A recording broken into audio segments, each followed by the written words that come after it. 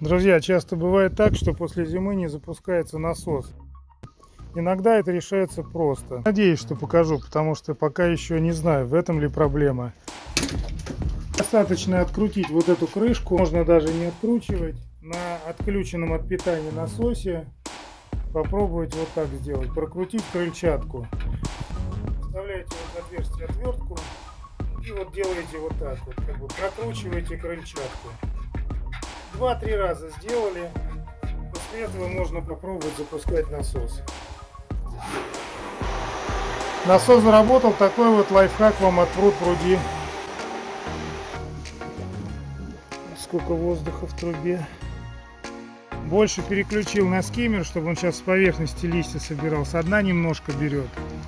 Все, воздух там прекратился, форсунка заработала.